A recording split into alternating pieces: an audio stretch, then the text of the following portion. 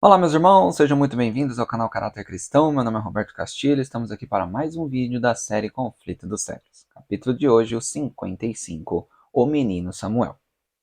Vamos para a vinheta.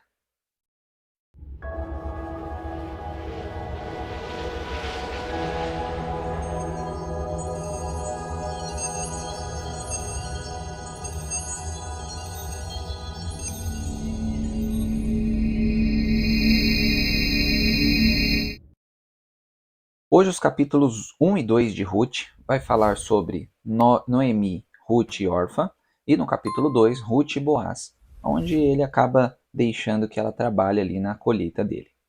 1 Samuel 1, que é o foco principal de hoje, vai falar sobre Eucana e suas duas esposas, Penina e Ana. Vai falar sobre Ana angustiada orando a Deus por um filho e fazendo um voto no santuário. E o nascimento de Samuel acontece. E ela cumpre o seu voto consagrando Samuel. No Patriarcas e Profetas, logo nos primeiros parágrafos, vai falar sobre Eucana, que era um homem muito influente e que temia muito ao Senhor, e Ana não era diferente, ela também amava muito a Deus. Penina veio pelo mesmo motivo de Agar. Como Ana não podia dar filhos, Eucana se misturou com Penina, dando assim filhos, porém não deu muito certo. Penina zombava de Ana, até que Ana explodiu no sentido de que ela não aguentava mais e começou a orar muito a Deus para que Deus desse a ela um filho. Ana não proferiu censura alguma. O fardo que ela não podia repartir com um amigo, algum terrestre, lançou-o sobre Deus. Ansiosamente rogou-lhe que tirasse a ignominia e que lhe concedesse o precioso dom de um filho para o criar e educar para ele.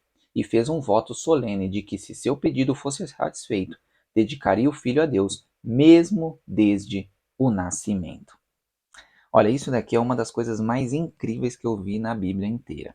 Tá? Uma mãe que não podia ter filhos, ela recebe o filho e cumpre o seu voto, devolvendo ele a Deus. Olha, isso daqui é uma baita fé. Tá? Ana, que é uma das pessoas que mais deveriam ser faladas em toda a palavra de Deus, porque de fato isso aqui é incrível.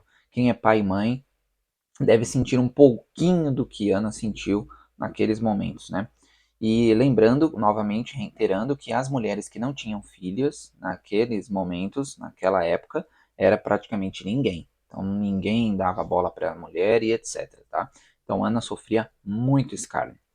E ali Eli, vendo Ana no santuário, abrindo a boca, mas ela falava no seu interior, pensou que ela estava embriagada.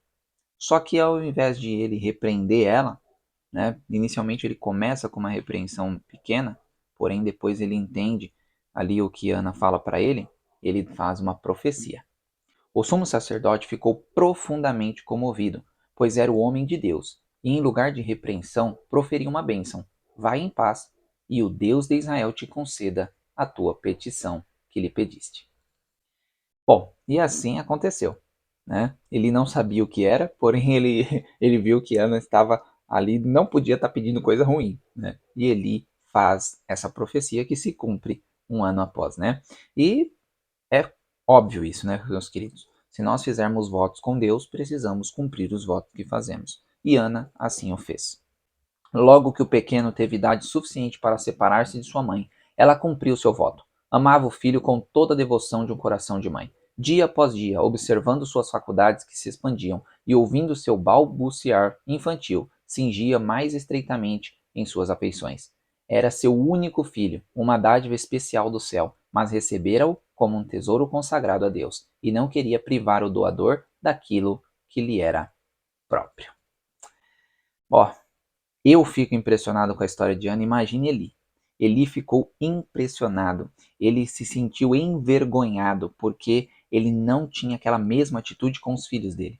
Nos filhos de Eli, a gente vai ver mais para frente, que infelizmente não deram para o que presta, né? Porém, Samuel foi ali dedicado a Deus desde sempre. E Ana ajudou Samuel desde pequenininho e ele se tornou esse homem incrível em Israel. Nós vamos ver a história de Samuel, e Samuel foi juiz, sacerdote e ainda foi profeta. E nas três ele foi irrepreensível. A Bíblia diz que ele foi perfeito nessas três funções. Isso daqui é algo incrível, né? Por quê? Porque Ana foi uma mãe que cuidou do seu filho desde o ventre. Então, nós possamos fazer o mesmo com o pai e mãe. E Ana, obviamente, recebeu a promessa, cantou a Deus. As palavras de Ana eram proféticas, tanto a respeito de Davi, que reinaria como rei de Israel, como o Messias ungido do Senhor, referindo-se a princípio à jactância de uma mulher insolene e contenciosa, aponta o cântico para a destruição dos inimigos de Deus e o triunfo final do seu povo remido. Então, Ana ali ensinou desde cedo Samuel, Ana dava uma túnica para ele todo ano, novinha, ela ia lá no santuário, e que recompensa teve Ana de ver o filho ser colocado como um dos maiores de Israel. O mundo está repleto de influências corruptoras. A moda e os costumes exercem forte poder sobre os jovens. Se a mãe falta em seu dever de instruir, guiar e restringir, os filhos naturalmente aceitarão o mal e se desviarão do bem. Que toda mãe vá muitas vezes ao seu Salvador com oração. Ensina-nos o que faremos pela criança. Atenda a ela a instrução que Deus dá em sua palavra, e ser-lhes-á dada sabedoria conforme necessitar. Glória a Deus por isso, queridos. Espero que nós estejamos orando mais pelos nossos filhos, pois é crucial orar em prol dos filhos para que eles não tomem as decisões erradas futuramente. Samuel passou por provação como filhos de Eli, porém ele sempre permanecia mais afastado deles. Eli amava muito Samuel, porque Samuel fazia o que era correto. E quem faz o que é correto é mais amado, é o óbvio. E não era costume que ninguém trabalhasse no santuário antes dos 25 anos. Samuel foi a única exceção. Olha que coisa, hein? Se as crianças fossem ensinadas a considerar a humilde rotina dos deveres diários como caminho a elas indicado pelo Senhor, como uma escola na qual deve ser preparada para a realização de um serviço fiel e eficiente, quão mais agradável e honroso lhe pareceria o seu trabalho. Cumprir todo o dever como sendo ao Senhor lança um encanto ao redor das mais humildes ocupações, ligando os obreiros da terra com os seres santos que cumprem a vontade de Deus no céu. Ou seja, às vezes, meus queridos, nós tirar o pó, lavar uma louça, a gente faz disso algo para a criança ficar brava por fazer, triste. A gente não dá o valor merecido nas coisas menores e isso deixa a criança depois que ela não alcance coisas maiores, né? Então aqui está dizendo que a gente tem que fazer de todos os atos diários algo benéfico para a criança, né? Tem pai e mãe que não deixa a criança organizar o quarto, não deixa a criança lavar uma louça, não deixa a criança fazer absolutamente nada, e isso não é o correto a ser feito, né? Os hábitos diários devem ser desde cedo tratado de uma forma boa para que a criança possa crescer fazendo isso e melhorando e aumentando o nível conforme a idade for chegando. Bom, um texto aqui que eu amo de paixão é: precisamos fazer a perfeição as coisas pequenas, tá?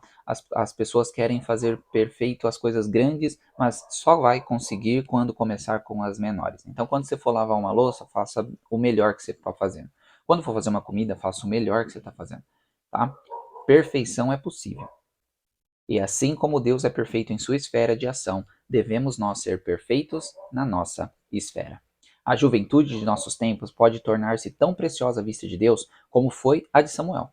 Mediante a fiel manutenção de sua integridade cristã, podem os jovens exercer forte influência na obra da reforma. Necessita-se de tais homens neste tempo. Deus tem uma obra para cada um deles. Jamais alcançarão os homens maiores resultados em favor de Deus e da humanidade do que os que podem ser conseguidos em nossos tempos por aqueles que forem fiéis ao encargo que Deus lhe confiou. Glória a Deus por isso.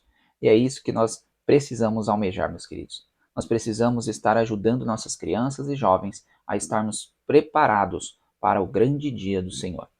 O mundo não brinca em serviço. É moda, é música, é bailes, é shopping, várias coisas que atrapalham o nosso foco principal. Porém, os pais e mães estão aí para isso. Deus colocou você aí para que você possa ser uma voz de Deus aqui neste mundo para guiar o seu filho para Canaã Celestial. E isso só é possível com estudo e oração.